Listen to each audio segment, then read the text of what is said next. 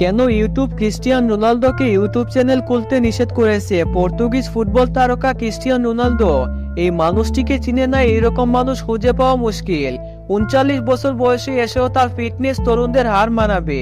এবার ফুটবলের পাশাপাশি সোশ্যাল মিডিয়া জগতে তিনি চমক লাগিয়ে দিয়েছেন।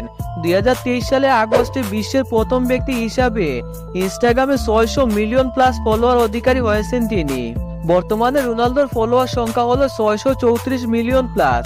তিনি হচ্ছেন প্রথম ব্যক্তি যিনি সর্বপ্রথম ইনস্টাগ্রামে 300 মিলিয়ন ফলোয়ার স্পর্শ করেছিলেন এবং ইনস্টাগ্রাম থেকে সবচেয়ে বেশি আয় করা ব্যক্তি হিসেবে এই নিয়ে চতুর্থ বছর তিনি সবচেয়ে বেশি টাকা আয় করেছেন। জানা গিয়েছে CR7 ইনস্টাগ্রামে প্রতিটা পোস্টের জন্য 3.23 মিলিয়ন মার্কিন ডলার নিয়ে থাকেন, ভারতীয় মুদ্রায় যা প্রায় 27 কোটি টাকার মতো।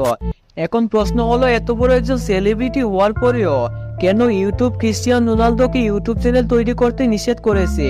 ক্রিস্টিয়ানো রোনালদো যদি ইউটিউব চ্যানেল তৈরি করে তাহলে ইউটিউব ক্রাশ করবে। মিস্টার বিস্ট যে কিনা 13 বছরে 300 মিলিয়ন সাবস্ক্রাইবার করেছে এবং বর্তমানে সে 1 নম্বর স্থানে রয়েছে। ক্রিস্টিয়ানো রোনালদো যদি ইউটিউব চ্যানেল তৈরি করে তাহলে তার 300 মিলিয়ন সাবস্ক্রাইবার করতে 2 বছরের কম সময় লাগবে এবং যার ফলে ইউটিউবের প্রতিটা সার্ভার ডাউন হয়ে যাবে।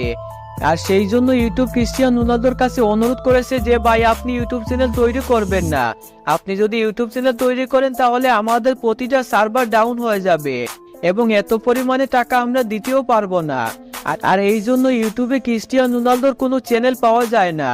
সো আপনি যদি ক্রিস্টিয়ানো রোনালদো ফ্যান হয়ে থাকেন তাহলে অবশ্যই কমেন্ট বক্সে CR7 লিখে যাবেন।